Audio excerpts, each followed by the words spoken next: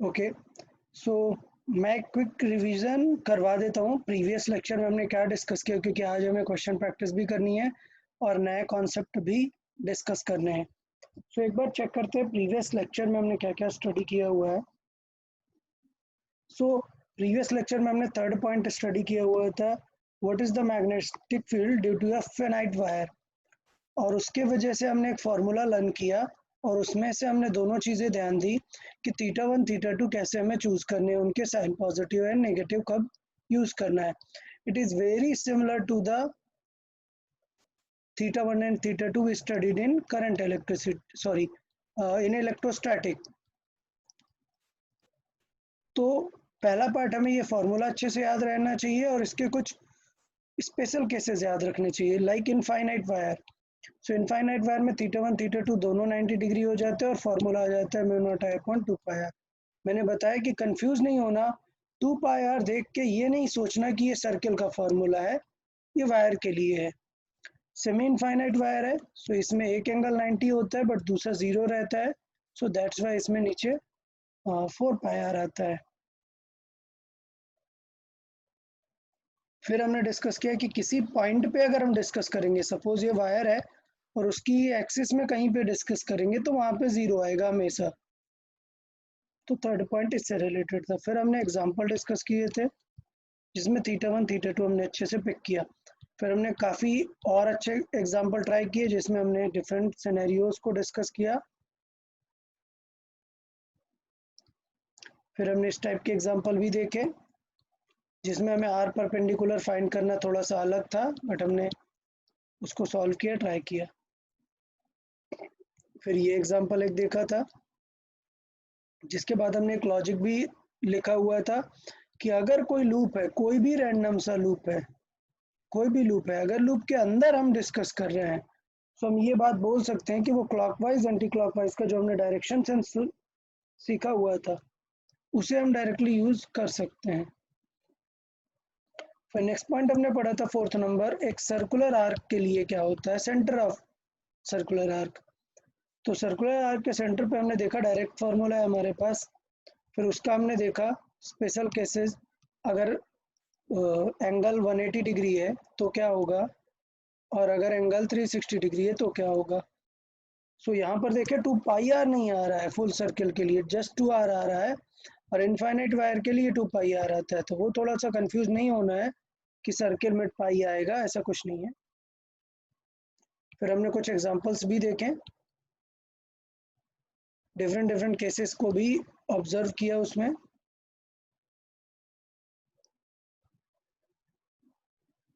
फिर हमने 3D का एक एग्जांपल देखा कि यार अगर 3 डायमेंशनल है तो फिर हम सिर्फ अप डाउन से क्लियर नहीं कर सकते, फिर हमें वेक्टर फॉर्मेट में लिखना पड़ेगा, और हमने वेक्टर फॉर्मेट में पूरा सॉल्व किया। फिर ये लास्ट एग्जांपल हमने डिस्कस किया। तो अभी बताओ किसी को प्रीवियस लेक्चर में कुछ भी डाउट या कोई भी पॉइंट नहीं समझ में आया था? ओके,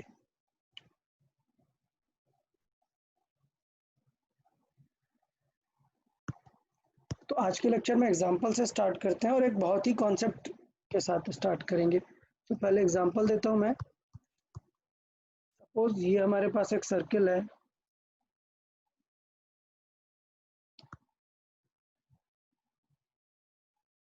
और अगर हमें इसमें कुछ पर्टिकुलर केसेस दिए हुए हैं, लाइक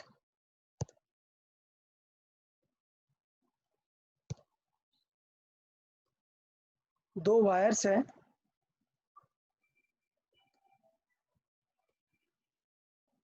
और ये एंगल जो हमें दिया हुआ है ये इनफाइनाइट वायर्स हैं, सो ये जो एंगल है हमारे पास that angle is 120 degree. So 120 degree angle हो जाएगा।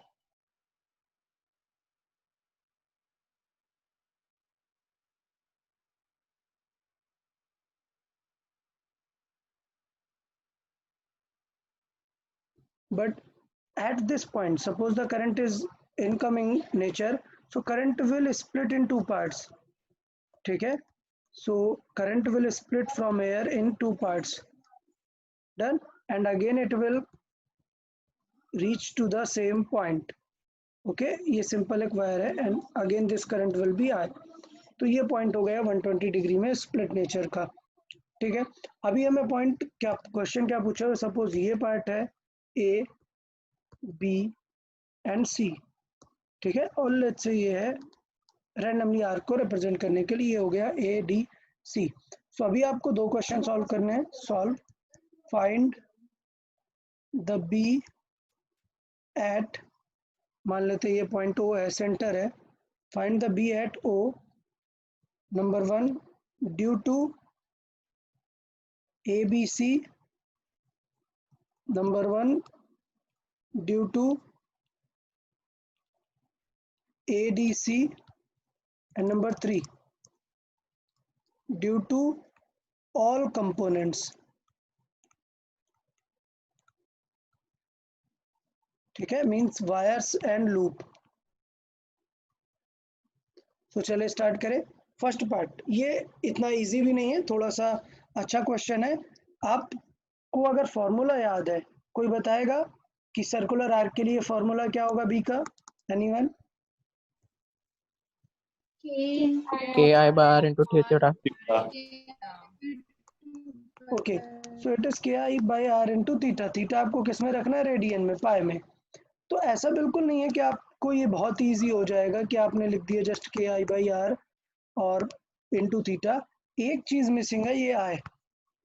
ये आई अलग हो चुकी है।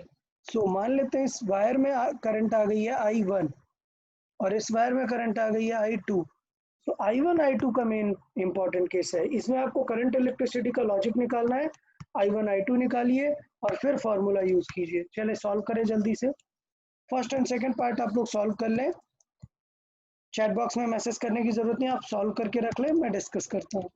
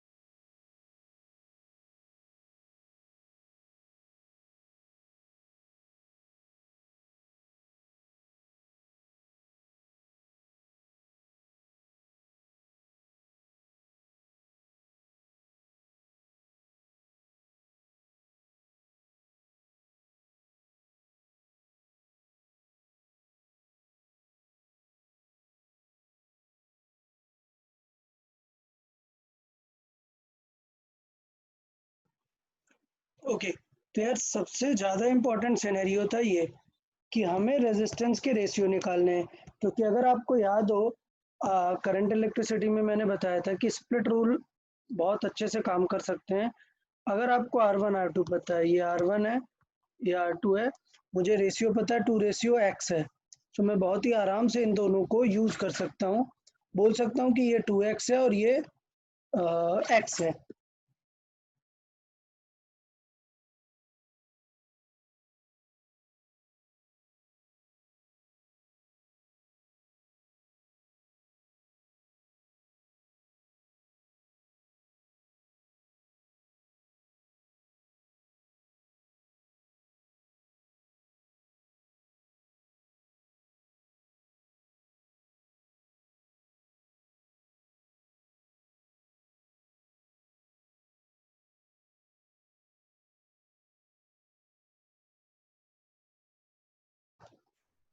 ओके, सो अभी सब लोगों ने सॉल्व कर लिया है। I1 I2 कैसे निकालेंगे सबको समझ में आया?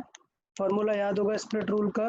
क्या करते हैं, I1 चाहिए तो क्या यूज करेंगे, R2 upon R1 plus R2 into I total. Clear?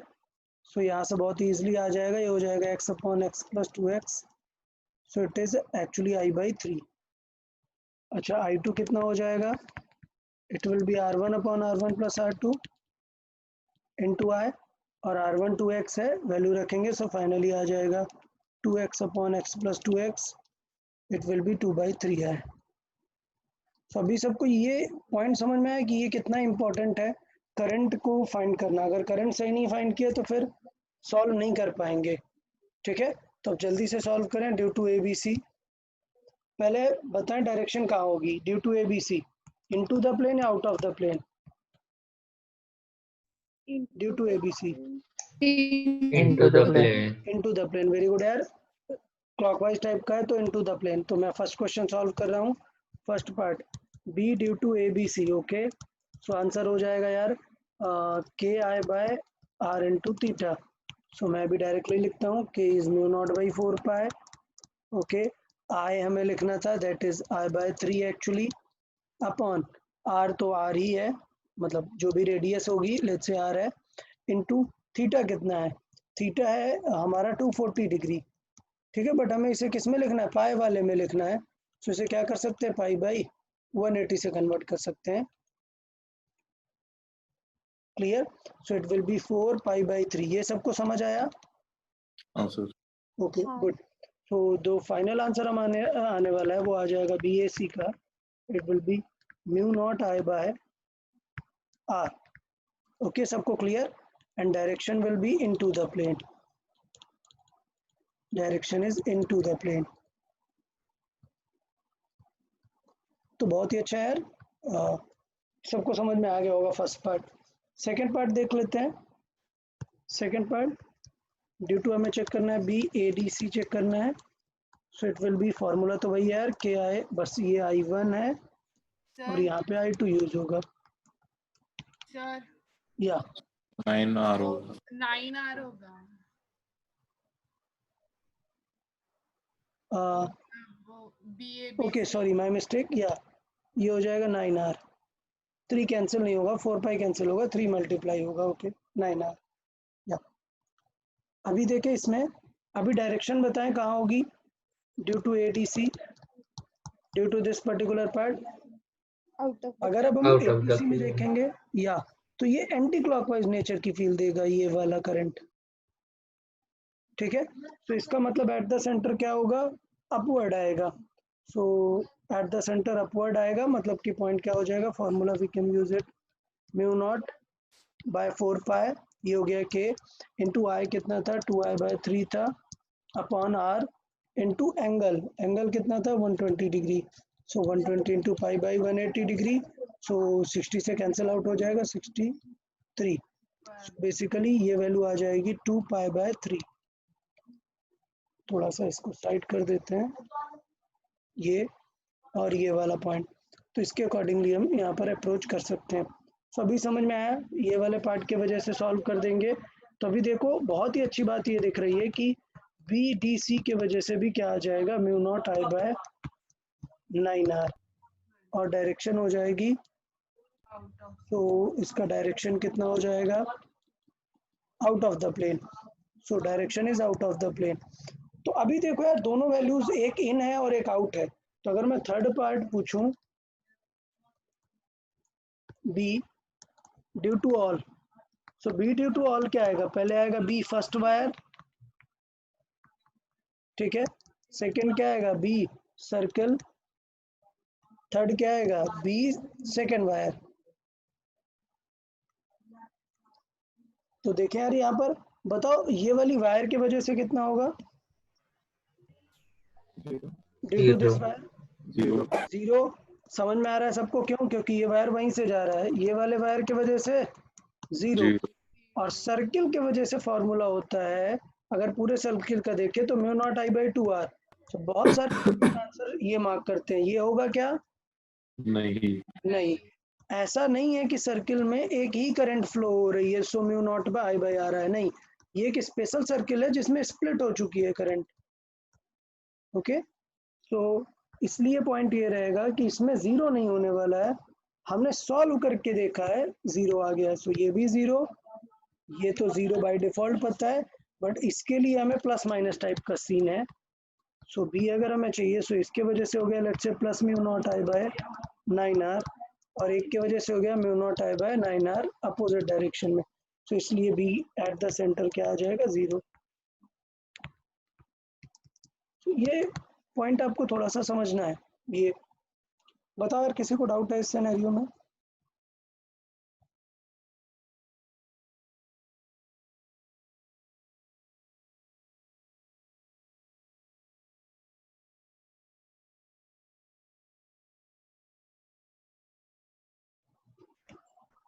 Okay, I guess सबको क्लियर होगा। अच्छा, बट यहाँ पर मैं एक स्पेशल केस आपको बताना चाहता हूँ। स्पेशल केस देखिए, क्या नोट डाल के चेक कर लेते हैं। स्पेशल पॉइंट क्या एग्जाम में अगर एक पार्ट का पूछेगा तो ठीक है, not a problem, that's not a issue, but ये स्पेशल पॉइंट इसलिए है, सपोज एक वायर है, ठीक है, एक वायर है और एक ऑब्जेक्ट है, सिमेट्रिकल ऑब्जेक्ट, ठीक है, और उस वायर से करंट स्प्लिट हो रही है इस ऑब्जेक्ट में, दैट मीन्स आपको I1 I2 निकालना पड़ेगा, ये स्प्लिट हो रही है, सो बेसिकली स्प्लिट।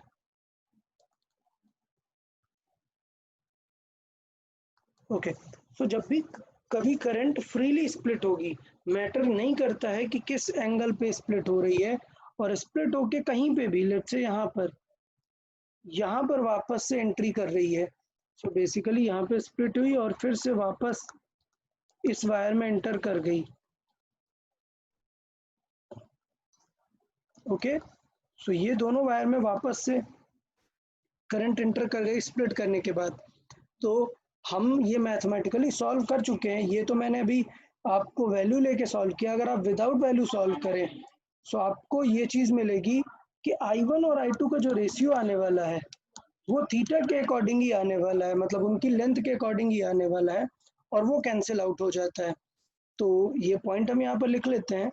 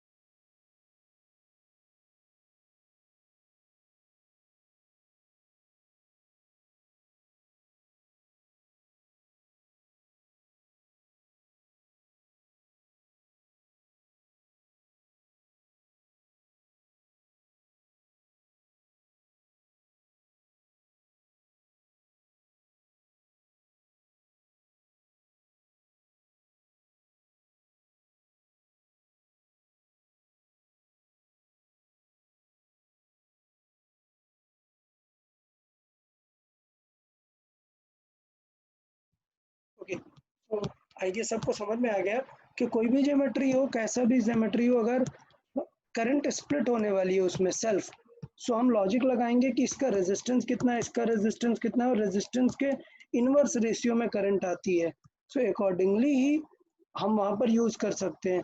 अभी सब पे सॉल्व करना टफ हो जाएगा, ट्राइंगल रेक्टेंगल सब पे सॉल्व करना टफ है, बट आप ये लॉजिक अगर लगाएंगे तो आप डायरेक्टली बोल सकते हैं B at the center will be zero, so B at the center will be zero. ठीक है, मैं और कई एग्जांपल देता हूँ।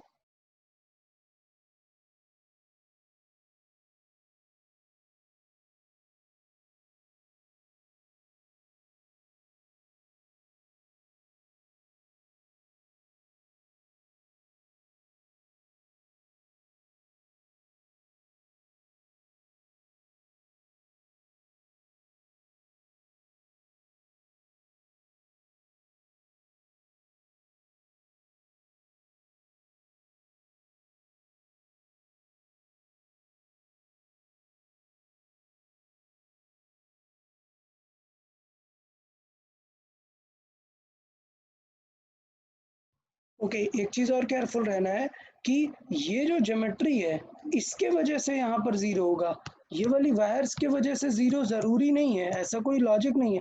अगर ये वायर को मैं ऐसे रख दूंगा तो फिर जीरो नहीं होगा, तो वो चीज थोड़ा सा आपको केयरफुल रहना है उस चीज के लिए।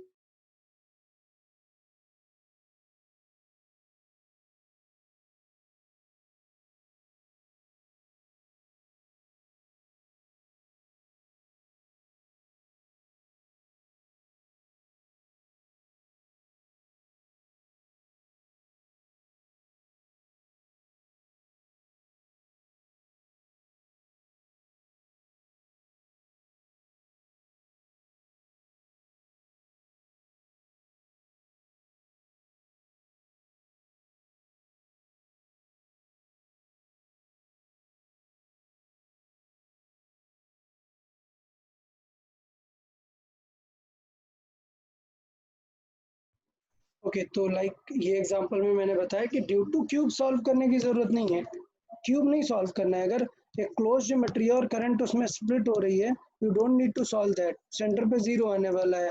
बट वायर का तो सॉल्व करना ही पड़ेगा ना। सो क्वेश्चन में देगा कि ये सेमी इनफाइनाइट वायर है, कितना एंगल है, आर परपेंडिकुलर, ये सब कुछ हमने सीखा है अभी। सो मुझे नहीं लगता कि इसमें किसी को प्रॉब्लम होगी। एक एग्जांपल से भी कर लेते हैं डिस्कस, बट ये चीज थोड़ा सा ध्यान देना है आप लोग को, ठीक है? कि ये वाली जो वायर्स है इनके वजह से जीरो ऐसा कंपलसरी नहीं है। किसके वजह से जीरो होता है? वो ज्योमेट्री जिसमें स्प्लिट हो रही है करंट, क्लोज ज्योमेट्री। सो एक क्लोज ज्योमेट्री के वजह से जीरो होगा। अगर कोई सेपरेट वायर है उनके वजह से हमें सॉल्व करना पड़ेगा। तो ये एक स्पेशल केस है और इसको प्रूव भी हम कर चुके हैं, पीछे हमने एक एग्जांपल देख के हमने ये चीज प्रूव भी की हुई है। अब हम क्या करते हैं, एक एग्जांपल कर लेते हैं जिसमें वायर्स का एटलीस्ट जीरो नहीं होगा। सो अगर आपको याद हो तो आपने ये ट्रायंगल के बारे में सॉल्व किया है,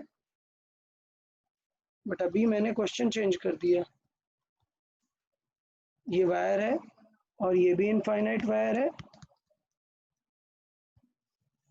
ठीक है, और ये करंट स्प्लिट हो रही होगी यहाँ पर, और हमें इस पॉइंट पर पी पॉइंट पर चाहिए, ठीक। तो मैग्नेटिक फील्ड कितनी हो जाएगी? सो कंपोनेंट देख लेते हैं। ये कंपोनेंट है 1, ये कंपोनेंट है 1, ये ट्रायंगल एक कंपोनेंट है 2 और ये कंपोनेंट है 3। सो ये चीज़ हमें याद रखनी है कि बी जब हम सॉल्व करेंगे B at point P, so it will be B1 plus B2 plus B3। और अच्छी बात यह है कि फ्रॉम स्पेशल केस ये तो जीरो हो जाएगा, स्पेशल पॉइंट, ठीक है। सो ट्रायंगल पे सॉल्व करने की ज़रूरत नहीं है, हमें सिर्फ अभी क्या सॉल्व करना है, B1 एंड B2 सॉल्व करना है, sorry B1 and B3। So then B is equal to, it will be B1 plus B3 will remain।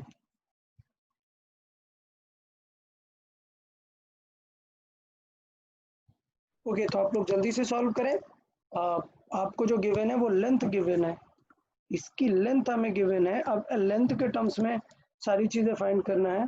अच्छा, पहले डायरेक्शन देखो, ड्यू टू B1 कहाँ होगी? डायरेक्शन बताएं। Due to B1 at point P। Outwards. Okay, so B1 के वजह से आपको लग रहा है आउटवर्ड होगी, बिल्कुल सही है। हम ये कैसे चेक कर सकते हैं? ऐसे थंब रूल से, ये थंब रूल, ये पॉइंट चाहिए। So your thumb should be in this direction, fingers are in this direction and perpendicular to the palm will focus outward। तो ये तो हुआ, मैंने palm rule समझाया। नंबर 2, गेट अ फीलिंग कि ये एक वायर है और ये एक पॉइंट है। बताओ ये वायर एंटी क्लॉकवाइज फील देगा या क्लॉकवाइज? बताएं, एंटी क्लॉकवाइज फील देगा। For this point this wire is in anti clockwise feel, मतलब क्या होगा इस पॉइंट पे? आउटवर्ड। तो ये भी एक इजी मेथड होता है समझने का कि ये वायर है और ये पॉइंट है, तो ये वायर किस टाइप की फील देने वाला है? ये वायर ऐसे क्लॉकवाइज वाली फील देने वाला है। Clear arrow? So clockwise means इस पॉइंट पे अब क्या होगा? इनटू द प्लेन होगा, ठीक है। तो ये था सेकंड मेथड। थर्ड मेथड क्या है? स्क्रू रूल अप्लाई कर लो। सो स्क्रू रूल का मतलब, अगर ये स्ट्रेट है so magnetic field will be in this circular manner. So यहाँ पे ऐसे इन आएगा और यहाँ पे, सॉरी यहाँ से आउट आएगा और यहाँ पे इन जाएगा।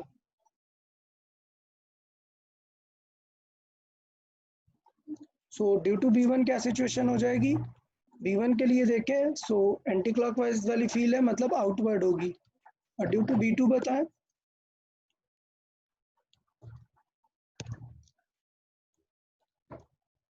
B2 की वजह से कैसा फील आएगा, पॉइंट Inward. यहाँ वायर है, अभी भी कैसी फील है इसकी, ये वाली, क्लियर। आप ऐसा कंफ्यूज नहीं हो बिकॉज ये वायर इधर है, पॉइंट इतनी दूर है, नहीं, ऐसे रेफरेंस ले लो, और फिर पता है कि जब एरो ये है मतलब this is a anti clockwise feel, मतलब ये भी आउटवर्ड होगा। सो बेसिकली B1 और B3 ऐड होने वाले हैं और बिल्कुल सिमिलर है, तो हम ये बोल सकते हैं कि यार B1 और B3 तो बिल्कुल सिमिलर दिख रहे हैं, डायरेक्शन भी अच्छी है, तो कैंसिल नहीं होने वाले, ऐड होने वाले हैं। सो मैं डायरेक्टली लिख सकता हूँ B is 2 times of K I by R perpendicular into sin theta 1 plus sin theta 2. Remember, it is a semi-infinite wire, but this angle of top point from the reference line, बताएं कितना होगा, 30 degree. 30 degree. अरे from reference check करते हैं, 60 degree. 60 degree, और theta 2 is 90 degree, as we know infinite है, तो थोड़ा सा ये केयरफुल रहना है। अभी बताओ थीटा पॉजिटिव है या नेगेटिव,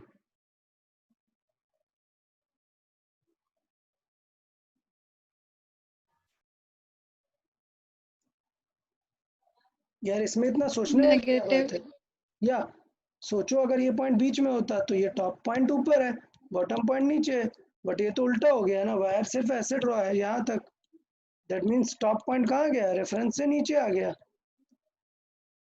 ठीक है। इसको फिर से मैं बता रहा हूँ यार, एक्सप्लेन करता हूँ, ये लाइन है, ये पॉइंट है, तो ये हो गया टॉप पॉइंट, ये हो गया बॉटम पॉइंट, ये टॉप, अभी लाइन ड्रॉ ही सिर्फ इतनी है, सो टॉप पॉइंट नीचे आ गया ना, तो ये वाला एंगल एक्चुअली -60 है। डन, सबको माइनस समझ में आया, हाँ अभी सर। मैथमेटिकली सॉल्व कर दें, बाकी फॉर्मूला आप लोग को सबको पता ही है, लाइन के लिए मैंने लिख ही दिया है, चलो सॉल्व कर लेते हैं। B इज इक्वल टू हो जाएगा 2 × μ0 I बाई आर परपेंडिकुलर यार चाहिए पड़ेगा, देखो आर परपेंडिकुलर कितना हो जाएगा, अगर हमें पता है कि ये 60 डिग्री है तो हम tan 60 डिग्री लगा सकते हैं, देखें tan 60 डिग्री यहाँ पर कर लेते हैं, tan 60 डिग्री कितना हो जाएगा, perpendicular that is L/2 over base कितना है R परपेंडिकुलर, तो इसका मतलब हो जाएगा √3 R perpendicular is equal to L/2, so R1 की वैल्यू कितनी आ जाएगी, L/2 √3। किसी को इसमें कुछ डाउट, R1 कैसे फाइंड किया, सॉरी R परपेंडिकुलर कैसे फाइंड किया, नहीं no sir. Okay good, R perpendicular हम यहाँ पर लिख देते हैं, इट इज L/2 √3, फिर ऊपर जाने वाला है इनटू, एक हो गया साइन -60 डिग्री और एक हो गया प्लस साइन 90 मतलब 1, सो वैल्यूज भी लिख सकते हैं अभी यहाँ पर, सो B विल बी ओके, μ0/4 पाई है वो मिस हो गया हमसे, μ0/4 पाई, तो 4 कैंसिल आउट हो जाने वाला है, ये हो जाएगा √3 μ0 I बाय L 1 minus sine 60 itself is √3/2, ठीक है। तो अभी इसे ऐसे ही लिखा रहने देते हैं, एग्जाम के अकॉर्डिंग आप थोड़ा सा मॉडिफाई कर लेंगे कि किस टाइप का आपको ऑप्शन मिल रहा है, ओके। हाँ सर। ओके गुड, तो मुझे लगता है ये समझ में आ गया होगा कि ऐसा जीरो ब्लाइंडली नहीं याद कर लेना, नहीं सर जीरो आंसर आने वाला है, ठीक है, जीरो ब्लाइंडली नहीं याद करना है, देखना है कि अगर ये वायर ऐसा कुछ है और ये वायर इस पॉइंट से ही कट हो रही है तो जीरो होगा, और अगर ये वायर ऐसे निकल जा रही है तो फिर अपन को सॉल्व करना पड़ेगा। सबको समझ आया कॉन्सेप्ट, हाँ हाँ सर। ओके वेरी गुड यार, बहुत ही अच्छे। सर एक डाउट है, हाँ बताइए। सर वो 1 और 3 जो वायर है ना, हाँ मतलब वो पूरी एक वायर इनफिनिट वायर कंसिडर नहीं कर सकते हम, क्योंकि वो ज्वाइन है दोनों। नहीं बेटा, ये एक वायर है, ये एक वायर है और ये पॉइंट है। अगर ये पूरी ऐसी होती तो फिर इनफाइनाइट कंसिडर करते ना। देखो ये पीस मिसिंग है, हाँ समझ हाँ आया? हाँ सर। अगर ये फुल होता तो इफेक्ट आ जाता, डायरेक्ट आंसर लिख सकते थे, डायरेक्ट फार्मूला। बट ये पीस मिसिंग है। अगर आपका मन है तो ड्यू टू दिस पीस निकाल दो और माइनस कर दो, वो भी एक तरीका हो सकता है। आपको फुल इनफाइनाइट का फार्मूला पता है, ठीक है, और ये वाला पीस मिसिंग है, इसका निकाल दो, माइनस कर दो, आ जाएगा। सर मुझे भी एक डाउट है। हाँ पूछिए। हाँ सर, वो B2 की डायरेक्शन कैसे निकाली, समझ नहीं आया। ओके, बी टू ये सेकंड वाला। हाँ नहीं, ट्रायंगल में तो आंसर दोनों का जीरो आएगा ना, अपर पार्ट की वजह से और बॉटम पार्ट की वजह से कैंसिल आउट हो जाता है ना। वही तो अभी हमने यहाँ पे स्पेशल केस में ये डिस्कस किया। ये चाहे 2D ज्योमेट्री हो या 3D ज्योमेट्री हो, अगर करंट स्प्लिट होके वापस मिक्स होने वाली है तो हाँ उसके वजह से नेट एट द सेंटर क्या आता है, जीरो आता है। सो फिर इसलिए हमने एक सॉल्व करके भी देख लिया ऊपर एक क्वेश्चन, और ये चीज याद कर ली कि सेंटर पे आंसर क्या आएगा, जीरो।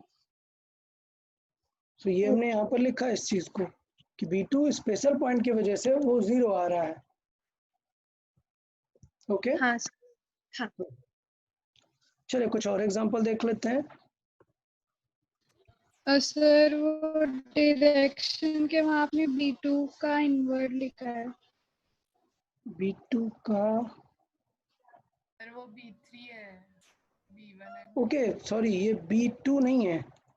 B2 का डायरेक्शन कहाँ से आ जाएगा, ये B3 है। ओके क्लियर है। सर और वो मुझे थीटा कैसे पॉजिटिव नेगेटिव वो समझ में नहीं आया सर। थीटा पॉजिटिव नेगेटिव, ये ओके हाँ फिर से देखते हैं। देखो यार सब देखो, सपोज ये वायर है, ये पॉइंट है, बोलो टॉप किसे बोलोगे, बॉटम किसे बोलोगे, बताओ। ए और बी है हमारे पास। एक को टॉप बोलेंगे। अच्छा चलो, तुम्हारा मन ए को टॉप बोलने का, ठीक है यार भाई। तो अगर मैं ए को टॉप बोल रहा हूँ, डन, तो करंट देखो कहाँ जा रही है, करंट इस तरफ जा रही है। सो भूल गए क्या है, टॉप बॉटम कैसे चेक करते हैं? करंट जिस डायरेक्शन में जा रही है रेफरेंस लाइन से उसको चेक करते हैं। करंट के डायरेक्शन वाले को टॉप बोलते हैं और इसको बॉटम बोलते हैं, ठीक है। ओके, हाँ सर। अगर मैं करंट को उल्टा ले लूंगा तो टेंशन बिल्कुल नहीं लेना है। आप टॉप बॉटम अब चाहो तो रेफरेंस बदल दो, अदरवाइज आपको पता है कि करंट अगर इधर है तो अब साइन उल्टा आने वाला है। सो दोनों थीटा 1 थीटा 2 के साइन फिर से बदल जाने वाले हैं। क्लियर? तो टॉप बॉटम में इतना कंफ्यूज होने वाली कोई बात नहीं है। कोई सा भी पॉइंट टॉप बॉटम चूज कर सकते हो, उसके अकॉर्डिंग आपका जो वैल्यू रहेगा वो चेंज रहेगा। बट हमने जो टॉप बॉटम डिफाइन किया हुआ है वो किसके अकॉर्डिंग है, करंट की डायरेक्शन में। करंट की डायरेक्शन वाले को टॉप बोलते हैं और इसको बॉटम। तो टॉप किसको बोलेंगे यहाँ पर, बी को, ठीक है। बॉटम किसको बोलेंगे, ए को। मैंने बताया ये मैंने एज्यूम किया हुआ है, ठीक। आप लोग अगर उल्टा भी एज्यूम करो तब भी सॉल्व कर सकते हैं, कोई भी इफेक्ट नहीं होता है आंसर में, आंसर में कोई भी प्रॉब्लम नहीं आएगी। अब थॉट ये होता है कि ये हुआ हमारा थीटा 1, ये रेफरेंस लाइन हुई, ये हुआ थीटा 1 और ये हुआ थीटा 2। सो अब इस फिगर को उल्टा करके देखो, इस फिगर को इस तरीके से टिल्ट करो, ये टॉप है ये बॉटम है। सो देखो, टॉप ऊपर है बॉटम नीचे है, तो जब तक जो चीज जहाँ है उसको पॉजिटिव लिखते हैं। अगर कुछ ऐसा हो कि टॉप यहाँ से हट गया, मतलब लाइक मैंने एग्जांपल डिस्कस किया इस टाइप की वायर, तो रेफरेंस है यहाँ, टॉप पॉइंट नीचे आ गया है रेफरेंस से, इसलिए थीटा 1 नेगेटिव हो गया और बॉटम पॉइंट ऑलरेडी नीचे है, ठीक है। ये हुआ पार्ट 1। अगर आपको ये नहीं मानना है, जैसे अभी आशुतोष का मानना है कि नहीं सर हम इसे टॉप बोलेंगे, तो बोल देते हैं यार, इसे टॉप बोल देते हैं, इसे बॉटम बोलते हैं। तो अभी देखो, टॉप पॉइंट रेफरेंस के ऊपर है या नहीं, तो टॉप पॉइंट क्या रहेगा? पॉजिटिव। बॉटम रेफरेंस के कहाँ होना चाहिए? नीचे होना चाहिए था। क्लियर? बट बॉटम कहाँ है रेफरेंस के? ऊपर। सो इनडायरेक्टली ये वाला थीटा नेगेटिव ही होने वाला है, चाहे आप जैसे रीड करो इसे। सो आशुतोष, एम आई क्लियर? हाँ सर, पर वो 60 और 90 वो समझ में नहीं आया सर मुझे। ओके यार, ये ट्रायंगल है हमारे पास, इससे ये इक्विलेटरल ट्रायंगल है। So all angle is 60 degree. ये एंगल बाइसेक्टर होता है, ये 30 डिग्री, ये 90 डिग्री। सो रेफरेंस वाले पॉइंट से ये एंगल हो जाएगा 60 डिग्री। और इनफाइनाइट वाले को हमने बताया कि हम 90 एज्यूम करते हैं, क्योंकि सपोज ये एक वायर है और जैसे जैसे आप पॉइंट दूर जाते जाओगे एंगल बढ़ता जाएगा। सो इनफाइनाइट मतलब मैक्सिमम एंगल कितना हो सकता है? 90। हाँ हाँ हाँ सर। क्लियर है आशुतोष? हाँ सर। ओके, और कोई डाउट किसी को?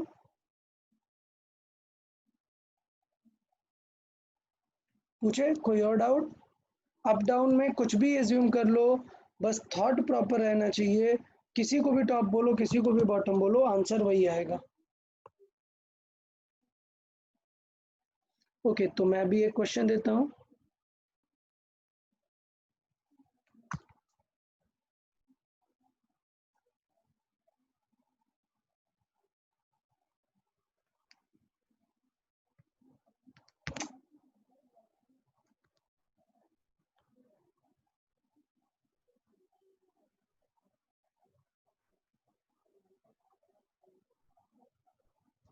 ओके, सो ये एक वायर है, इसमें कुछ आई करंट जा रही है, infinite wire, semi infinite wire है। अभी इस पे हमने बीच में एक लूप बना दिया है यार रेडियस का। सो आपको इस पॉइंट पी पर फाइंड करना है magnetic field. Find B at P. अच्छा, अभी पॉइंट क्या है, अभी कुछ स्टूडेंट को समझ नहीं आ रहा कि चल क्या रहा है। तो ये जो किंक है,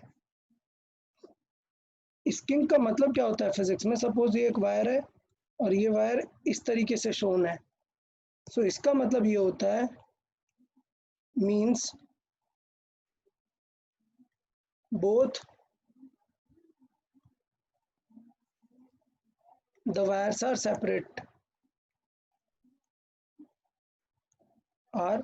separate and not joined at this point.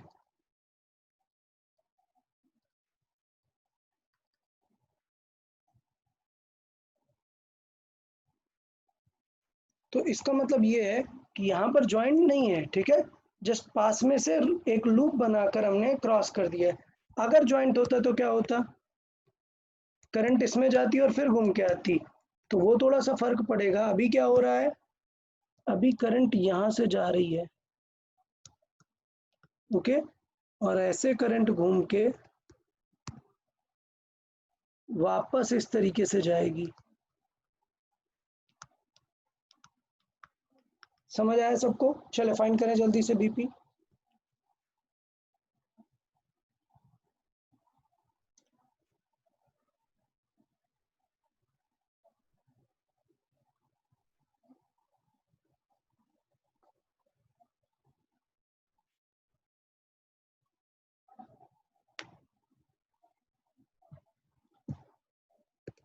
Okay, सो ये कंपोनेंट 1 है, ये कंपोनेंट 2 है, ये कंपोनेंट 3 है। क्या कंपोनेंट 2 में स्प्लिट रूल है क्या? नहीं। नहीं है। सो बेटा जीरो मत कर देना ऐसा फिगर देख के कि नहीं सर ने तो जीरो सिखाया है, किसी दूसरे केस के लिए सिखाया हुआ है वो। स्प्लिट रूल है यहाँ पर नहीं है, ठीक है। सो बीपी ड्यू टू 2 जीरो मत कर देना, वो रॉन्ग है। सो अभी प्रॉपर हमें पता चल रहा है कि एंटी क्लॉकवाइज नेचर है। सो उसके अकॉर्डिंग हम सारी चीज़ें फिर से डायरेक्टली लिख सकते हैं। तो मुझे लगता है ये बहुत ही क्लियर होगा। बी एट पी चाहिए अगर हमें, तो due to B1 plus B2 plus B3, और अभी सबकी डायरेक्शन लिख देते हैं। B1 की वजह से डायरेक्शन क्या होगी बताएं?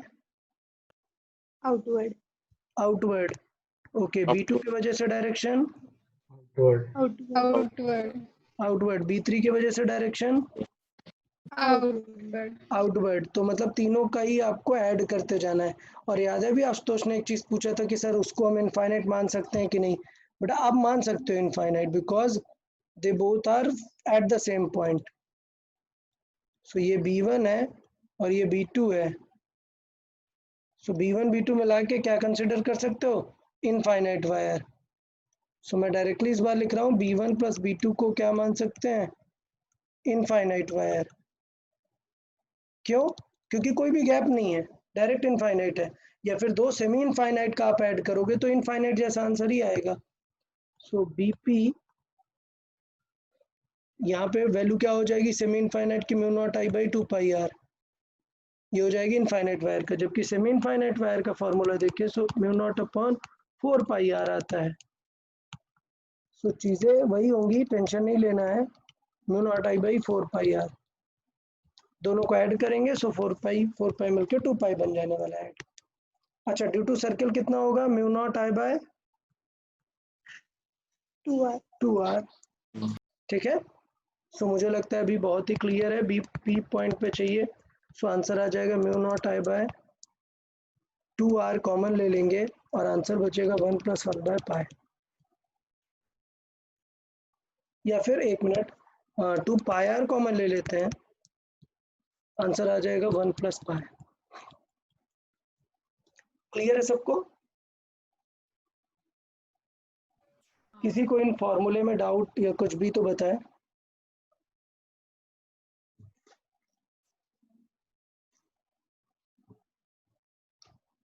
पक्का यार बताएं, सबको क्लियर है? हाँ सर। चले तो मैं एक नेक्स्ट एग्जांपल देता हूँ और वो पूरा आप लोग को ट्राई करना है, सॉल्व करके रखिए, मैं डिस्कस करता हूँ फिर।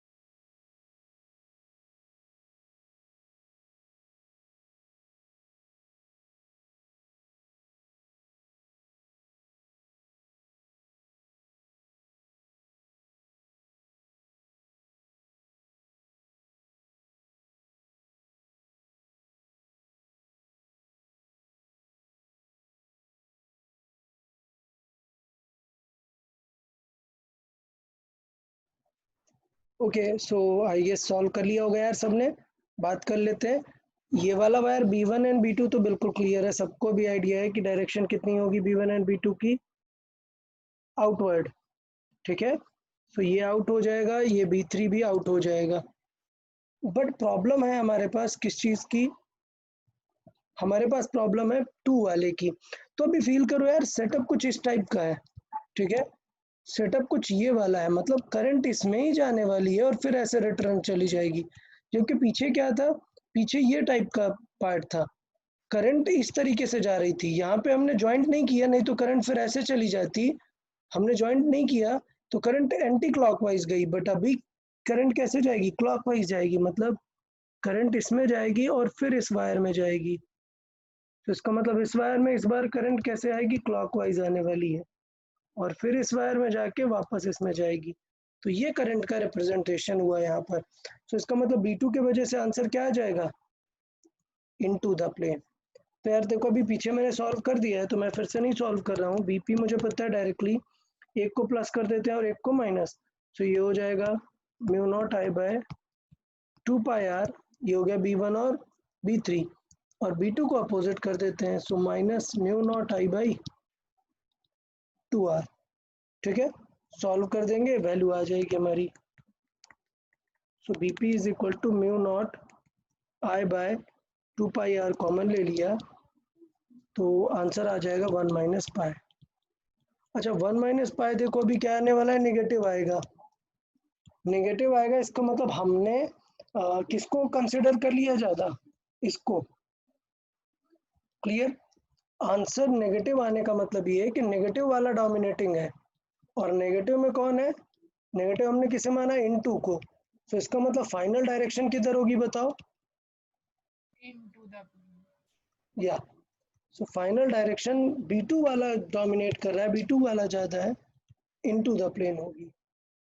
ठीक है, सो मैंने यहाँ पर कुछ इस तरीके से मान लिया है, डॉट को बोल दिया है पॉजिटिव एंड क्रॉस को बोल दिया है नेगेटिव, इसलिए आंसर नेगेटिव आ रहा है, इसलिए आंसर क्या होगा, क्रॉस वाला होगा, इनटू द प्लेन।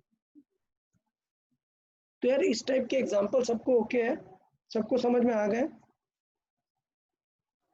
हाँ ओके, गुड, वेरी गुड यार। या एक मिनट, बताए रुचिता। सर डायरेक्शन के बारे में जरा फिर से एक्सप्लेन करो ना। ओके चले, ठीक है यार, सब चलेगा। सब डायरेक्शन देखें थोड़ा सा। डायरेक्शन कंपोनेंट क्या होता है, जब एक वायर के वजह से हमें चाहिए पॉइंट है ये, तो आपको कैसे फील करना चाहिए, 3 रूल्स है, 1 2 3। एक है राइट हैंड रूल, एक है पाम रूल, वो भी राइट हैंड है, और एक है क्लॉकवाइज एंटी क्लॉकवाइज। सबसे पहले दिमाग में बिठाओ, 3 रूल्स हैं। क्लियर, मैं तीनों रूल से सिखा रहा हूँ। Right hand rule, right hand rule क्या है, थंब इस तरफ रखो और सर्किल बना दो। सो इसका मतलब अगर आप राइट हैंड यूज करके सर्किल बनाएंगे तो यहाँ पर चीजें आउट आ रही होंगी, और इस पॉइंट पे क्या आ रही होंगी, चीजें इनटू आ जा रही होंगी। तो इस अगर आप राइट हैंड का थंब लेंगे तो your fingers will come outside at this point and will be inside at this point। तो ये हो गया राइट हैंड रूल। फिर है पाम रूल। पाम रूल में क्या होता है यार, कि जो हमारे फिंगर्स हैं और थंब है, इसको इस तरीके से हम हैंडल करते हैं कि राइट हैंड में थंब की डायरेक्शन में ये रखते हैं, फिंगर्स की डायरेक्शन में पॉइंट रखते हैं, और जो परपेंडिकुलर होता है इसका पाम का, वो अभी आउटवर्ड फोकस कर रहा है, मतलब इस पॉइंट पे कैसा होगा, आउटवर्ड होगा। जब इस पॉइंट पे चाहिए तो फिंगर्स नीचे की तरफ रखेंगे, और फिंगर्स जब आप नीचे रखोगे तो पाम आपका इनटू पॉइंट करेगा, परपेंडिकुलर टू द पाम, तो हो जाती है डायरेक्शन इनटू। तो ये था मेथड नंबर 2। इन सबसे ज्यादा इफेक्टिव होता है method number 3, sense of clockwise and anti clockwise. Sense लगाओ बस। आप बताओ, अगर आप इस वायर से एक सर्किल बनाओगे तो ये कैसी फील देने वाला है, एंटी क्लॉकवाइज। और अगर एंटी क्लॉकवाइज है तो use your screw thumb rule, कि अगर एंटी क्लॉकवाइज है फिंगर्स तो थंब कहाँ है, आउटवर्ड। ठीक है, अच्छा इस पॉइंट के लिए अगर मैं सर्किल बनाऊं तो यही वायर इस पॉइंट के लिए कैसा काम करने लगेगी, क्लॉकवाइज। तो ये वाले पॉइंट पे कैसा हो जाएगा, थंब इनवर्ड, फिंगर्स क्लॉकवाइज। तो आंसर आ जाएगा into the plane. Clear.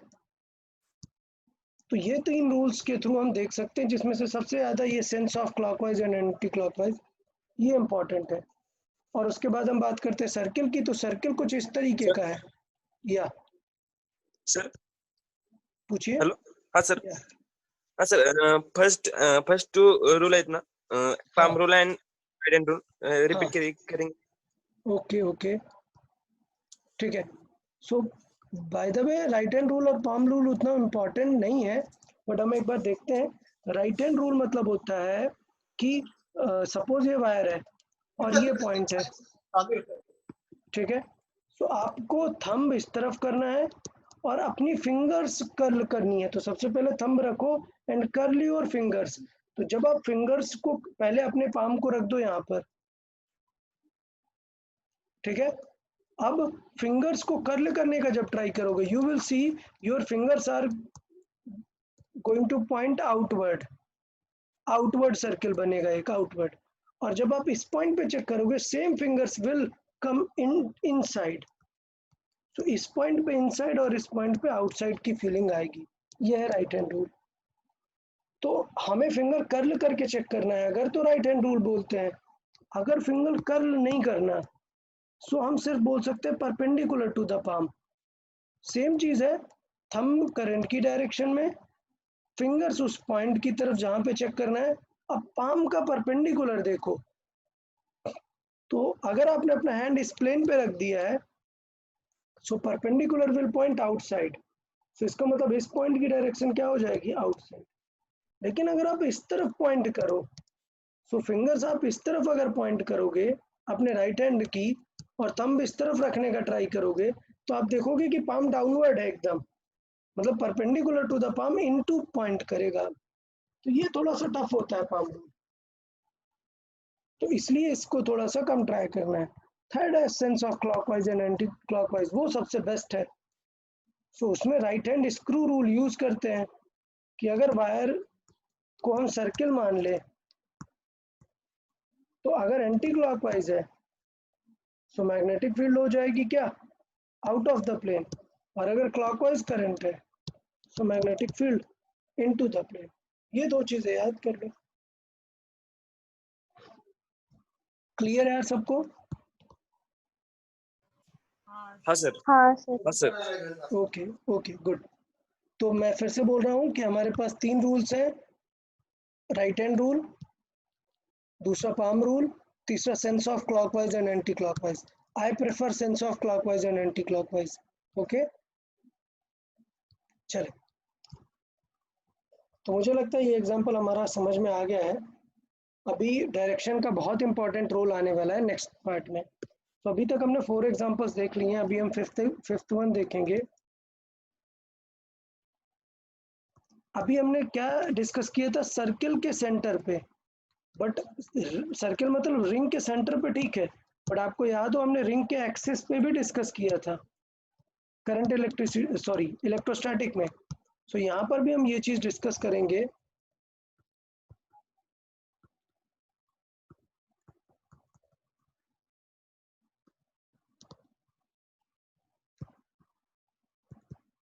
Okay, so at the axis of a ring हम डिस्कस करने वाले हैं magnetic field.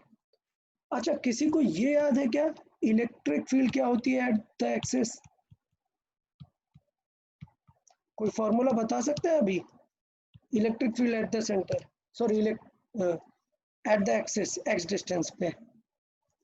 K into Q upon R plus X to the power 3/2.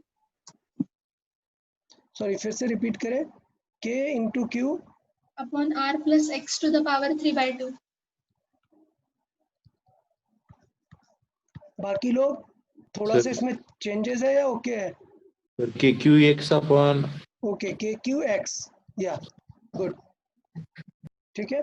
तो इस टाइप का formula आता है, यहाँ पर भी ऐसे टाइप का फॉर्मूला ही आएगा और आप लोग को याद रखना पड़ेगा, दैट इज फॉर श्योर। चलिए तो स्टार्ट कर लेते हैं, कैसे अप्रोच करना है यार। सो देख लेते हैं, ये एक रिंग है, हमें इसके एक्सिस पे देखना है। तो इसका एक्सिस ड्रॉ कर देते हैं, ये सेंटर, ये एक्सिस मान लेते हैं हमें इस पॉइंट पर चाहिए, ठीक है। सो हमें नेक्स्ट क्या चाहिए होगा, इस पॉइंट का डिस्टेंस। सो वो एज्यूम कर लेते हैं कि कुछ एक्स डिस्टेंस है, ये वाला पॉइंट। ठीक, अच्छा अब हमें इसे सॉल्व करने के लिए थोड़ा सा लॉजिक लगाना पड़ेगा, ऐसा स्ट्रेट नहीं कर सकते हैं। ठीक, तो पहले होगा कि इस लूप में करंट किस तरफ है, उसके अकॉर्डिंग यहाँ पर डायरेक्शन आएगी। तो बताओ, लेट्स से मैं यहाँ पे पहले साइड में कर देता हूँ। अगर इस लूप में करंट ही ऐसे है, बताओ ये क्लॉकवाइज है या एंटी क्लॉकवाइज है? ये क्या डायरेक्शन हुई? Anti clockwise. एंटी क्लॉकवाइज, क्योंकि हमें इस पॉइंट पे ऑब्जर्व करना है। सो अगर एंटी क्लॉकवाइज ऑब्जर्व करेंगे तो बताओ फील्ड कैसी आएगी यहाँ पर, लेफ्ट या right? Outside the plane, Out. Right. Right. Outside the plane of ring, मतलब राइट साइड। हाँ, वेरी गुड, वेरी गुड। अगर मैं एक दूसरा फिगर बना देता हूँ, उस पे चेक कर लेते हैं, और लेट्स से इस पे जो है अब करंट जो है वो क्लॉकवाइज है, ये डायरेक्शन में है। तो अगर हमें इस वाले पॉइंट पे चाहिए तो अभी क्या डायरेक्शन हो जाएगी मैग्नेटिक फील्ड की? Left side. Left side. Very good, very good. तो डायरेक्शन मुझे लगता है आपको आ गया है, तो मैं डायरेक्शन के बारे में नहीं डिस्कस करना चाहता हूँ। अब मैं सिर्फ मैग्नेटिक फील्ड पे डिस्कस कर लेता हूँ कि कैसे निकालेंगे। अच्छा, पॉइंट ये है कि ये रिंग पे बहुत सारे एलिमेंट होंगे, ठीक है, सबके वजह से इस पॉइंट पे मैग्नेटिक फील्ड एकदम अलग अलग आने वाली है। तो चलो थोड़ा सा डिस्कस कर लेते हैं कि यार लेट्स से एक पॉइंट लेते हैं, ये एक एलिमेंट, एक छोटा सा एलिमेंट इसमें ले लेते हैं। अब ये एलिमेंट मान लेते हैं dx लेंथ का है। ठीक, तो इस एलिमेंट को क्या फील होगा कि करंट किस तरफ आ रही है? इस पॉइंट पर एग्जैक्टली जो मैंने टॉप पर देखा है, करंट, लेट्स से कोई एक एज्यूम कर लेते हैं हम डायरेक्शन, लेट्स से करंट की ये डायरेक्शन एज्यूम कर लेते हैं। तो इसका मतलब यहाँ पर क्या फील आएगा, करंट कैसे आ रही है? आउटवर्ड। अच्छा, इस पॉइंट को क्या फील होने वाला है? इनवर्ड। इनवर्ड फील होने वाला है। क्यों? क्योंकि करंट इस तरीके से आके ऐसे अंदर जा रही है। तो अगर मैं देखूं तो इस पॉइंट को फील होने वाला है आउटवर्ड और इस पॉइंट को फील होने वाला है इनवर्ड। ठीक, अच्छा, तो ऐसे अगर हम पूरे उस पे देखें, पूरे वायर के वजह से देखें, तो जो मैग्नेटिक फील्ड की डायरेक्शन है वो किस टाइप में हो जाएगी वो हमें चेक करना है। तो पहले due to this point check कर लेते हैं, ड्यू टू दिस पॉइंट। ठीक है, क्या हो जाएगी मैग्नेटिक फील्ड बताएं? इस पॉइंट के वजह से अगर मुझे यहाँ पर देखनी है मैग्नेटिक फील्ड, डायरेक्शन बताओ कोई। ये पोजीशन है, ठीक है, ये स्मॉल आर है पोजीशन। अब बताओ मैग्नेटिक फील्ड कैसे रहेगी, करंट कैसे आ रही है इस पॉइंट पर? आउटवर्ड। आप समझ पा रहे हैं? इस पॉइंट पर करंट है आउटवर्ड, इस तरीके से करंट है, पोजीशन है ये। तो बताओ यहाँ पर मैग्नेटिक फील्ड कैसी होगी? करंट और पोजीशन के परपेंडिकुलर रहती है, ये तो याद है। हाँ। अच्छा, तो यहाँ पर क्या फील आएगी एग्जैक्टली? करंट यहाँ से बाहर आ रही है, थंब इस डायरेक्शन में। ठीक, राइट हैंड रूल यूज करो यार, राइट हैंड, थंब इस तरफ। सो इस पॉइंट पे ऐसे फिंगर्स इनवर्ड जाएंगी ना, इनटू द प्लेन। प्लेन क्या है? प्लेन है ये वाला, दिस प्लेन। इस प्लेन के परपेंडिकुलर ही आंसर आएगा, तो इधर ये होगा या फिर बैकवर्ड होगा। सो बताओ कौन सा आंसर होगा? ये वाला। समझ आया सबको? मैं फिर से बताता हूँ, एक बार फिर से देखेंगे सब कि करंट और पोजीशन के प्लेन के परपेंडिकुलर रहेगी हमेशा मैग्नेटिक फील्ड। तो मैं यहाँ पे लिखूंगा B is perpendicular to plane of current and position.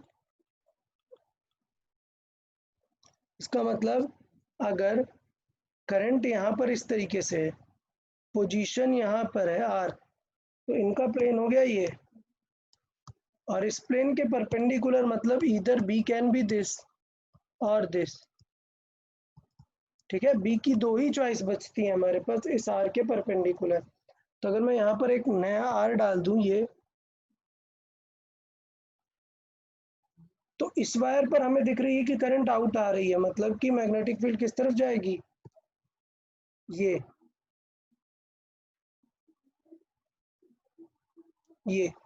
और अगर हम इस वायर की वजह से देखें, ये वाली वायर की वजह से, तो इसके वजह से मैग्नेटिक फील्ड किस तरफ हो जाएगी, इसके परपेंडिकुलर, ये। सो बेसिकली ये मैग्नेटिक फील्ड्स आएंगी। अच्छा, अगर मैं ऐसे पूरे लूप को ले लूंगा तो एक इस टाइप का कोन दिखने लगेगा ना आपको। सो बेसिकली अगर इस पॉइंट को मैं बनाऊं तो आपको ऐसा दिखने लगेगा, पूरा एक कोन टाइप बन जाएगा। ये सबको समझ में आया, एक कोन टाइप बन जाएगा सारे पॉइंट्स की वजह से देखूंगा। सो ये जो मैग्नेटिक फील्ड है ये कोन टाइप की बना लेगी।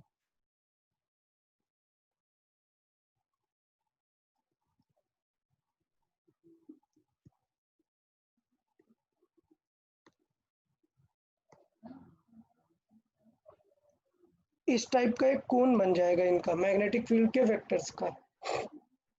तो पूरे रिंग का कोन होगा तो आपको पता होना चाहिए, याद हो अगर, इसका एक कंपोनेंट होगा ये और एक कंपोनेंट होगा ये,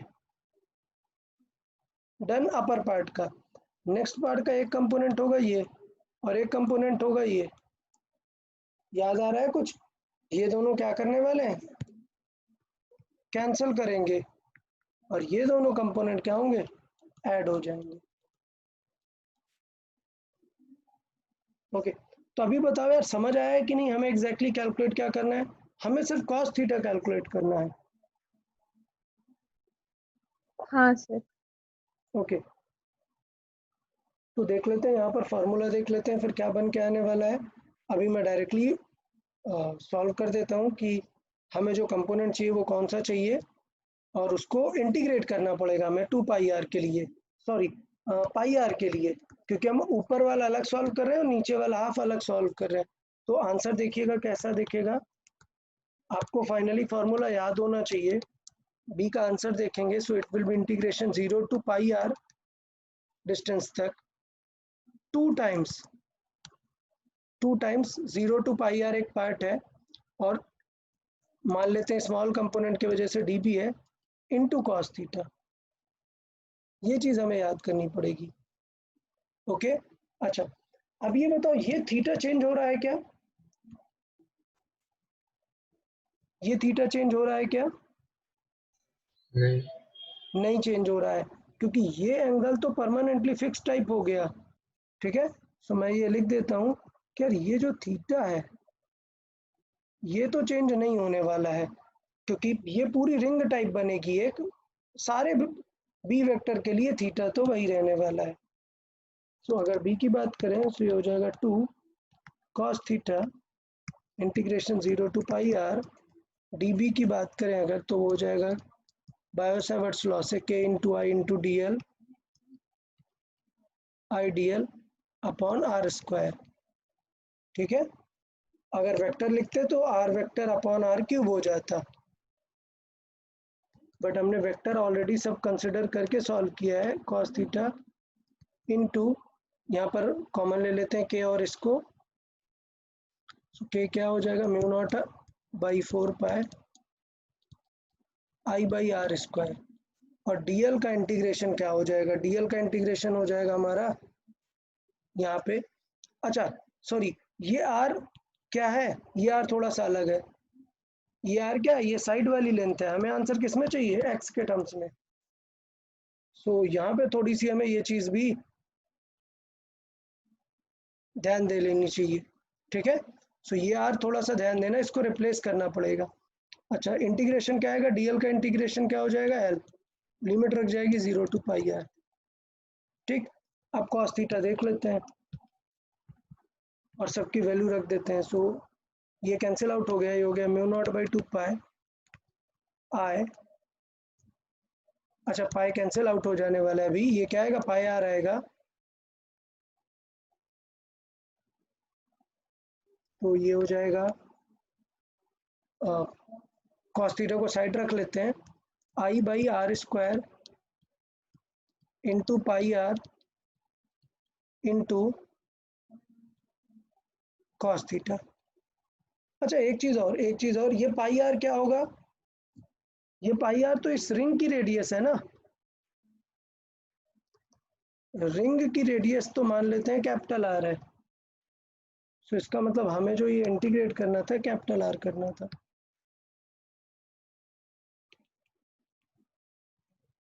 ओके, सो ये हो गया कैपिटल आर। अब बचा कॉस थीटा। कॉस थीटा देख लेते हैं। बताओ कॉस थीटा कैसे निकाल सकते हैं इस फिगर से? कॉस थीटा क्या हो जाएगा? अगर ये थीटा है, ये 90 है, तो ये क्या हो जाएगा? 90 माइनस थीटा, या 90 माइनस थीटा मतलब कौन सा वाला थीटा हो जाएगा? ये वाला थीटा हो जाएगा। तो इसका मतलब कॉस थीटा क्या हो जाएगा? बेस क्या होगा? आर। समझ आया? और परपेंडिकुलर तो होगा स्मॉल आर। सो मैं भी डायरेक्टली लिख देता हूँ यहाँ पर कॉस थीटा क्या हो जाएगा। ये पाई पाई कैंसिल आउट हो गए। कॉस थीटा की बात करें तो ये होगा capital R by small R. तो आ गया answer mu naught I by I into R square upon R cube. और ये जो आर है ये हमें पता है, ये आर क्या है? ये आर है root of x square plus R square.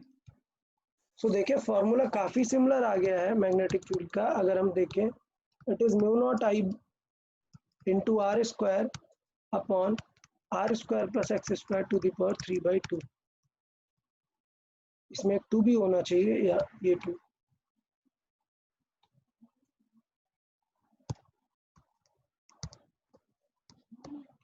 और ये फॉर्मूला आपको याद रखना है।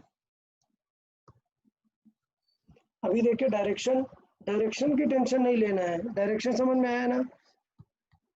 रिंग के लिए डायरेक्शन की टेंशन लेने की ज़रूरत ही नहीं है, बिल्कुल भी नहीं है ज़रूरत डायरेक्शन की टेंशन।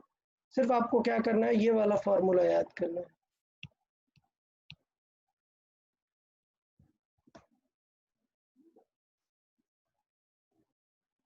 क्लियर है सबको?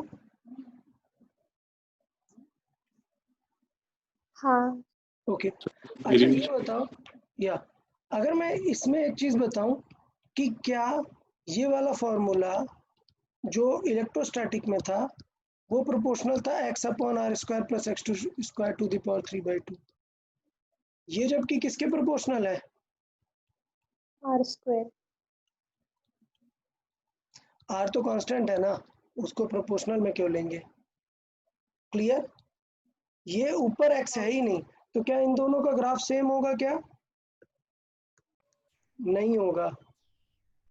इलेक्ट्रिक फील्ड का ग्राफ याद है कैसा आएगा? किसी को याद है इलेक्ट्रिक फील्ड का ग्राफ कैसा आता था? R/√2 पे मैक्स। वेरी गुड, ये था हमारा इलेक्ट्रिक फील्ड का। और मैग्नेटिक फील्ड का पता है कैसा रहेगा? फंक्शन देख रहे हो, ये वैल्यू डिक्रीज ही करने वाली है, कहीं पे इंक्रीज होगी क्या? नहीं। अच्छा, x 0 पे बताओ क्या होगी? मिनिमम होगी या मैक्सिमम? Are cube. मैक्सिमम होगी भाई। x 0 रखोगे तो मैक्स होगी, जैसे x बढ़ाते जाओगे वैल्यू स्मॉलर होती जाएगी। इसका मतलब ये वैल्यू डिक्रीज करने वाली है। समझ आया? हाँ सर। अच्छा, अब डिक्रीज थोड़ा सा फैशन वे में है। ये फंक्शन को अगर हम अच्छे से एनालाइज करें, बिकॉज अभी मैथ तो नहीं पढ़ रहे हम, तो हमें एनालाइज करने की ज़रूरत नहीं है। ये फंक्शन आता है कुछ इस तरीके से। क्लियर? सो डिक्रीजिंग थोड़ा सा अच्छे वे पे आता है, इस टाइप का फंक्शन आता है डिक्रीजिंग का। तो यहाँ पर याद है r/√2 पे मैक्सिमम होता है। यहाँ पर एक नई चीज़ देखने को मिलती है कि इसका पैटर्न जो है वो चेंज हो जाता है, स्लोप चेंज हो जाता है। सो नीट वालों को इस चीज़ की तो ज़रूरत नहीं है, बट जेई में ये चीज़ें पूछी जाती हैं। किसी को पता है इस पॉइंट को क्या बोलते हैं जहाँ पे कर्व अपना शेप चेंज करता है? Non differential. अबे नॉन डिफरेंशिएट, उसका नेम क्या है? Sharp point. Points. Very good यार, वेरी गुड।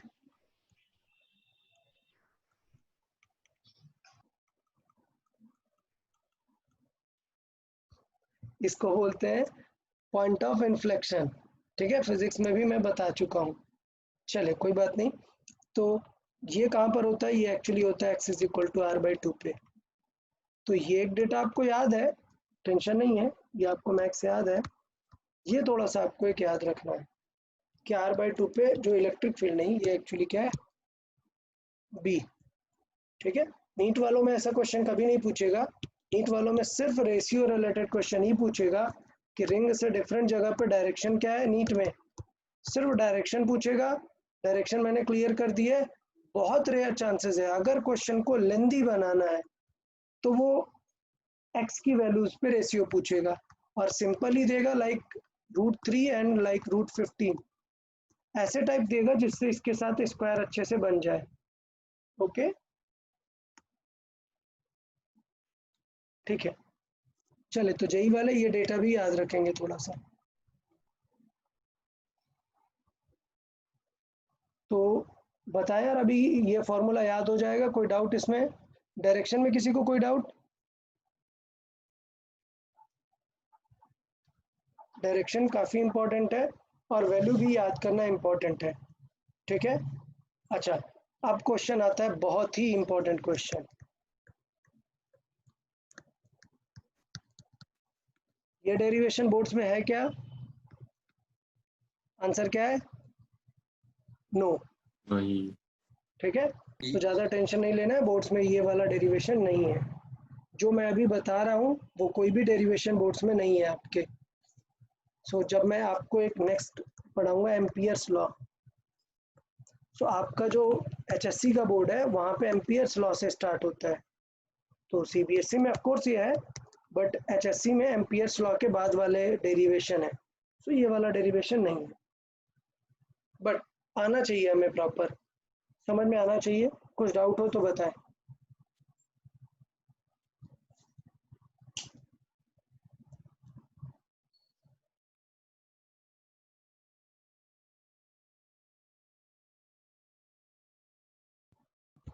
ओके तो नेक्स्ट पार्ट डिस्कस करते हैं। ये भी इंपॉर्टेंट सिनेरियो है।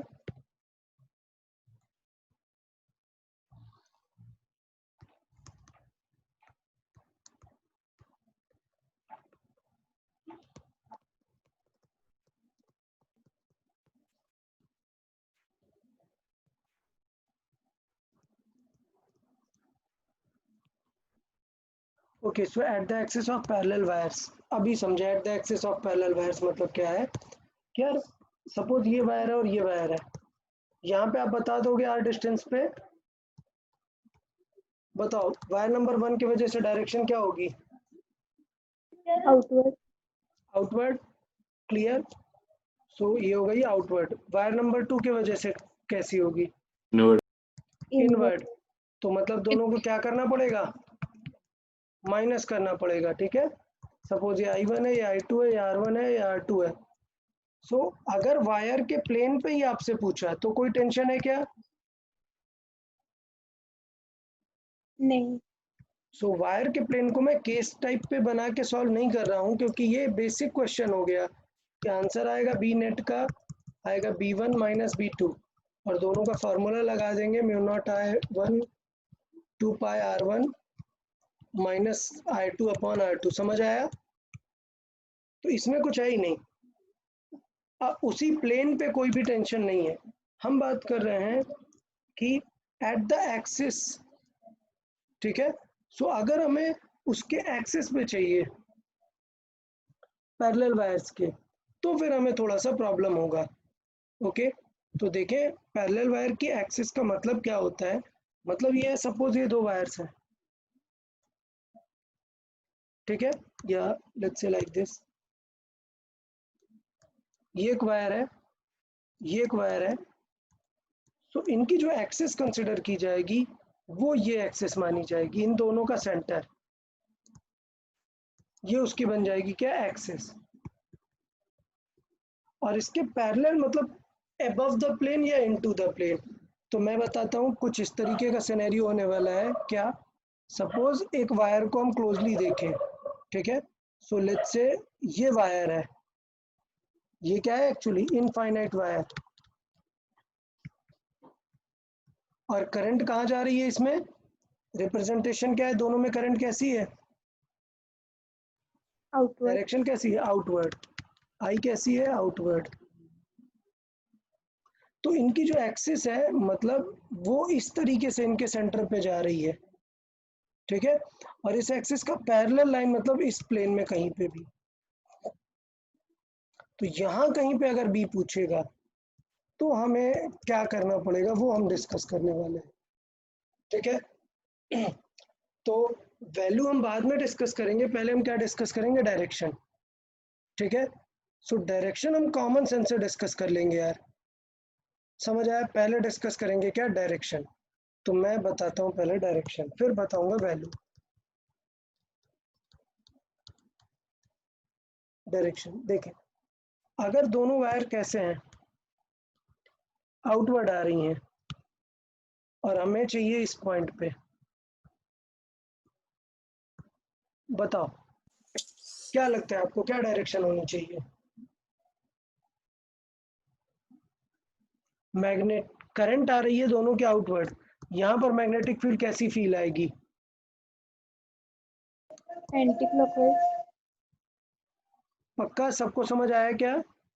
देखो थंब कहाँ रखना है? अपवर्ड। थंब कहाँ रखना है? अपवर्ड। और सर्किल बनाने का ट्राई करो यार। इसका सर्किल होगा ऐसा और इसका भी सर्किल ऐसा होगा, ये भी कैसा होगा? एंटी क्लॉकवाइज, और ये भी एंटी क्लॉकवाइज। मतलब दोनों की फीलिंग कैसी है? Anti clockwise. इसका मतलब ये है कि कंक्लूजन क्या निकलेगा वो देख लेते हैं। कंक्लूजन निकलेगा कि अगर दोनों वायर्स आउट है, सेम डायरेक्शन में है, सो उनके एक्सिस पर अगर मैं इस पॉइंट से आपसे पूछूं तो मैग्नेटिक फील्ड किस तरफ होगी? लेफ्ट की तरफ। समझ आया? और इस पॉइंट पे पूछूं कैसी होगी बताएं? राइट की तरफ। राइट की तरफ। सबको समझ आया क्या ये वाला जो हमने थॉट समझाया अभी? अगर करंट दोनों आउट आ रही हैं, करंट जो है आउटवर्ड है, ठीक है, तो इसका मतलब मैग्नेटिक फील्ड कुछ इस तरीके की फीलिंग देंगी इन दोनों एक्सिस पर, ठीक है। सिमिलर हम डिस्कस कर सकते हैं कि अगर हम इनटू द प्लेन देखें तो क्या होगा?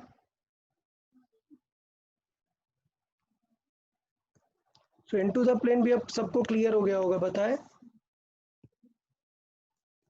इस पॉइंट पर क्या फील आएगी? राइट की तरफ। राइट की तरफ, गुड। और इस पॉइंट पे क्या फील आएगी? लेफ्ट। लेफ्ट। लेफ्ट की तरफ, वेरी गुड यार, सही है। आई क्या है यहाँ पर जो है करंट, वो इनटू द प्लेन है।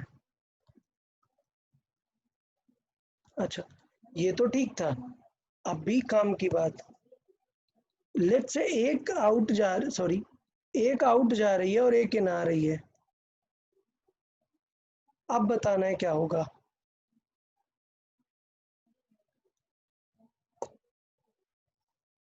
अब बताना है, बताएं।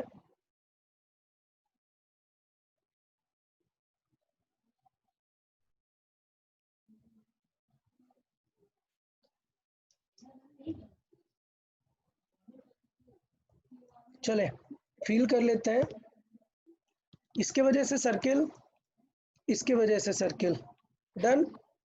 इसके वजह से सर्किल कैसा होगा? पहले वाले की वजह से एंटी क्लॉकवाइज। Anti clockwise. चलो ड्रॉ कर देते हैं यार, एंटी क्लॉकवाइज। चलो इसकी वजह से बताओ। क्लॉकवाइज। तो इसका मतलब ये है कि इस वाले पॉइंट पे ये इधर आएगा और इस वाले पॉइंट पे ये इधर जाएगा। समझ आया क्या? अच्छा अब बताओ क्या करना चाहिए अगर हमें इन्हें सॉल्व करना है तो? कंपोनेंट। Components, very good. क्या करेंगे हम? कंपोनेंट्स इसके चेक करेंगे। सो ये होगा इसके कंपोनेंट और ये होगा इसके कंपोनेंट। समझ आया? सो क्या आंसर आने वाला है? ये कंपोनेंट कैंसिल आउट करेंगे और नेट आंसर किधर आने वाला है? डाउनवर्ड। क्लियर? तो अगर वो अपोजिट डायरेक्शन में होंगे तो जो सिचुएशन आने वाली है वो डाउनवर्ड टाइप की आएगी, ठीक है। सर या सर वो डायरेक्शन कैसे है? वर्ड की वजह से आपने क्लॉकवाइज लिखा है। एंटी क्लॉकवाइज होना चाहिए। एक सेकेंड, ये आउटवर्ड है तो इसका एंटी क्लॉकवाइज होगा, और ये इनटू है मतलब इसका क्लॉकवाइज। कोई बात नहीं यार, अब हम पूरा फिगर क्यों बनाएंगे, ठीक है, हाँ अभी हाँ सही सर। है। हाँ ओके, सो ये वायर है,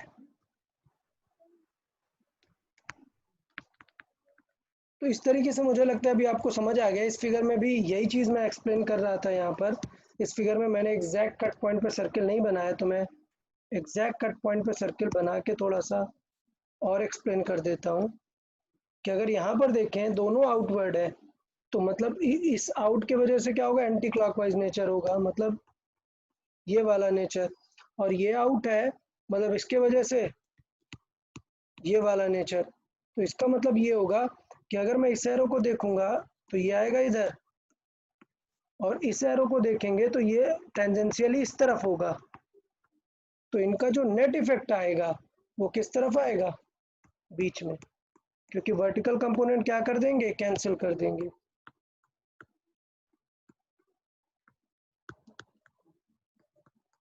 समझ आया? तो सेंस ऑफ हाँ सर। डायरेक्शन सबको समझ आया कि कैसे हम सिंपल वे में डायरेक्शन का सेंस निकाल सकते हैं।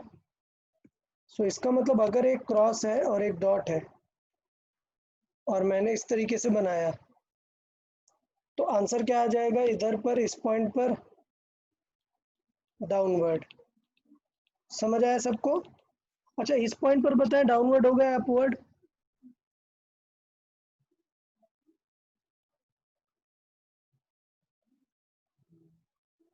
जल्दी से बताएं।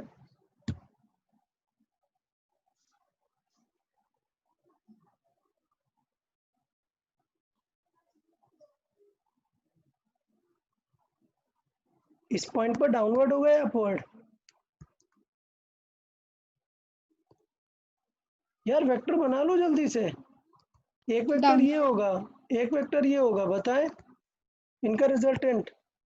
इसके ये डाउनवर्ड। होंगे, यस, और इसके ये हॉरिजॉन्टल कैंसिल, क्या आंसर आने वाला है, डाउनवर्ड। डाउन ओके, तो इसका मतलब यार दोनों पॉइंट पे डाउनवर्ड आ रहा है, तो क्या हम कुछ लॉजिक बना सकते हैं क्या?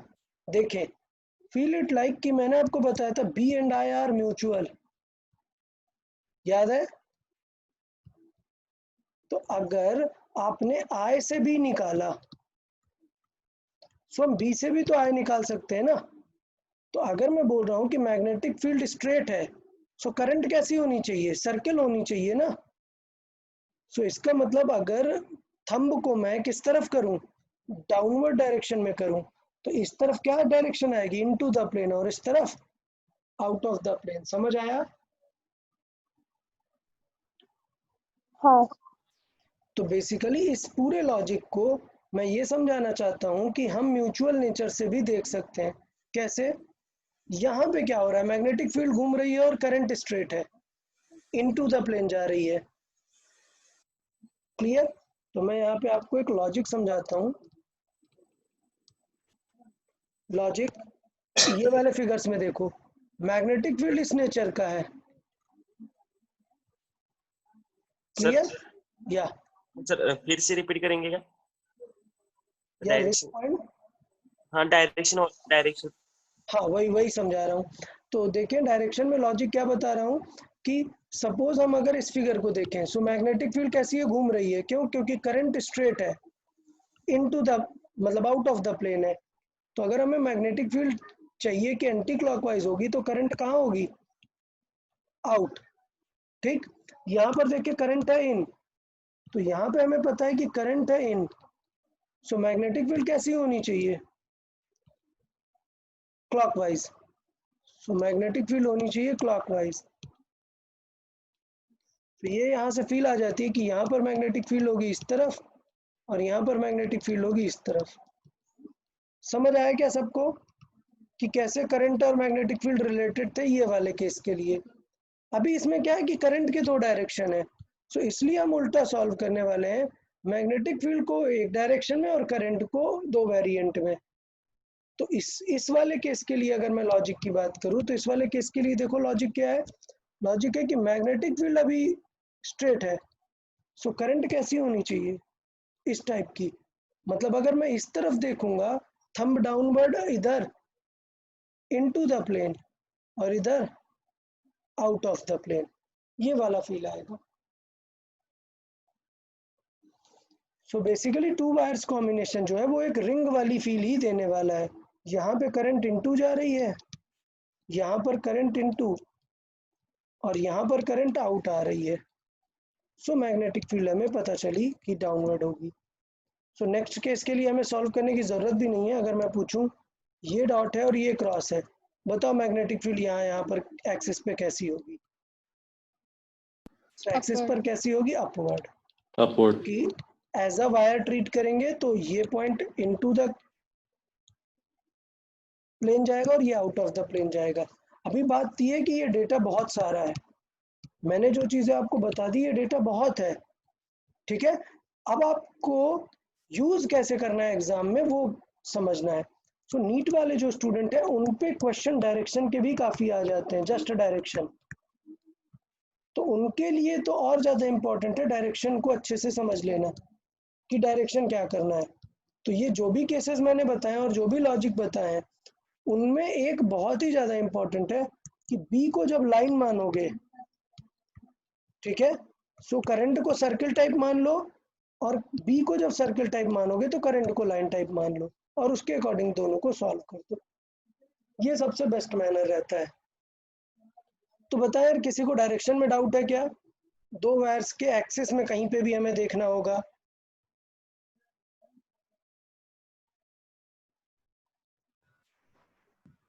ओके, अब बची बात फॉर्मूले की। तो फॉर्मूले का मैं अभी डिराइव नहीं कराता हूँ, सिर्फ आपको हिंट देता हूँ कि कैसे कर सकते हैं। याद है हमें ये पोजीशन चाहिए, तो इसके वजह से क्या डायरेक्शन हो जाएगी, इस लाइन के परपेंडिकुलर, इधर ये या फिर ये। तो हमें पता है थंब आउटवर्ड है, पोजीशन ये है, मैग्नेटिक फील्ड इसकी कैसी है, थंब आउटवर्ड, मतलब कैसी होनी चाहिए मैग्नेटिक फील्ड, एंटी क्लॉकवाइज। मतलब कौन सा पार्ट होगा इस वायर के वजह से, ये समझ आया? हाँ अच्छा, ये वायर के वजह से थंब आउटवर्ड मतलब magnetic field anti clockwise, anti clockwise मतलब इस वाले के परपेंडिकुलर। क्लियर? अब इन दोनों के बी का फॉर्मूला पता है, कॉस कंपोनेंट निकाल लेंगे, 2b cos थीटा हमारा फॉर्मूला बन जाएगा फाइनली। तो नेक्स्ट लेक्चर में हम डिराइव करेंगे और फॉर्मूला भी याद करेंगे कि दो वायर्स के एक्सिस पर क्या फॉर्मूला आता है। ओके, सो लॉजिक मैंने एक्सप्लेन किया है, नेक्स्ट लेक्चर में हम इस पे बात करेंगे और डिस्कस करेंगे कैसे फॉर्मूला डिराइव करना है। ओके हाँ एवरीवन, या एनी डाउट? नहीं no sir. Okay okay then, bye bye everyone. Sir, वो मोटर में भी इसका इस्तेमाल करते हैं क्या? मोटर में इसका यूज नहीं करते हैं, मोटर में EMI यूज होता है, वो आगे हम पढ़ाएंगे, सिलेबस में है हमारे मोटर, ठीक है। सो हाँ, मोटर में एग्जैक्टली ये चीज नहीं होती है, सिमिलर है थोड़ा, वो आगे हम बताएंगे। ओके हाँ। Okay everyone then, bye bye bye bye sir. Bye bye bye bye bye sir. Bye bye.